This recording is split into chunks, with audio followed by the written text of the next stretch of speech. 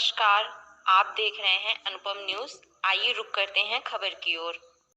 मिर्जापुर के स्थानीय city club में वज्रपात सुरक्षा कार्यक्रम अवेयरनेस कार्यक्रम का आयोजन किया गया, जिसमें मुख्य अतिथि जिलाधिकारी दिव्या मित्तल रही।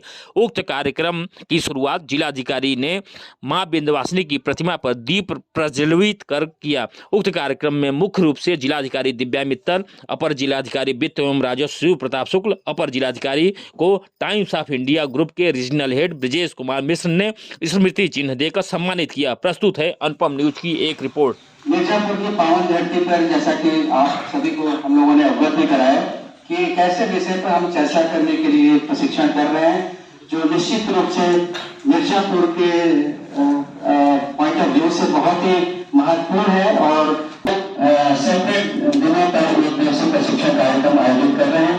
तो मैं ज्यादा समय न लेते हुए बहुत बहुत धन्यवाद। हमारे बीच में मोमेंटो के साथ मैं विशेष से रिक्वेस्ट करूंगा कि वो बुके आपका स्वागत करें।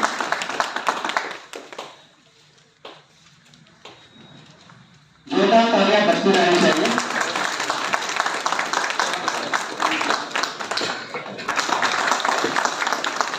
मैं पवन पांडे जी से निवेदन करूंगा टाइम सेंटर जोरदार तालियों के साथ। हमारे बीच में एसडीएम नावल लास्ट में मैं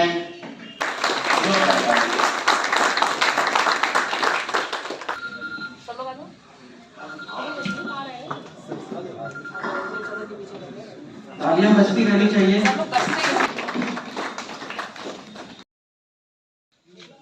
टाइम्स संस्था के सभी सम्मानित सदस्य और समक्ष बैठे हुए सभी प्रतिभागी, पुलिस विभाग के, राजस्व विभाग के, चिकित्सा विभाग के सभी पत्रकार बंधु, ये जैसा कि पिछली बार आपने देखा होगा कि एक कार्यशाला इसी प्रकार की जिलाधिकारी महोदय के विशेष प्रयास से, जिसमें दिल्ली से सभी जो स्पेशलिस्ट और इसके विशेषज्ञ आए हुए थे, एक कार्यशाला इसी प्रकार की आयोजित की गई थी।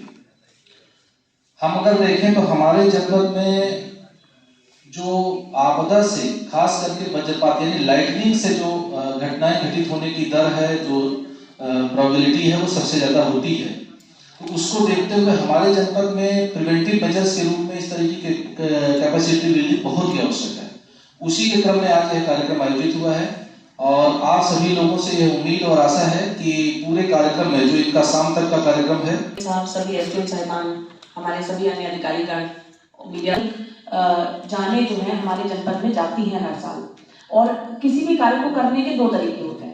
एक होता है कि चलिए वो तो होता ही है और ये तो हमेशा होगा, ये सोच के हम उस चीज को नजरअंदाज कर दें। और दूसरा होता है कि हम उसकी दिशा में प्रयास करें कि जितना हमारे से बन पड़ सकता है उतना हम लोग किसी परिवार को बिखरने से बचा लें, किसी परिवार की मुखिया को या किसी घर के चिराग को हम लोग जाने से बचा लें। ये दायित्व सरकारी व्यक्ति से ज्यादा किसी पे नहीं है, ये सच्चाई है। क्योंकि हम लोगों के पास जितनी रीच होती है, जितना हम लोगों को जागरूक कर सकते हैं, उतना शायद कोई और नहीं कर सकता।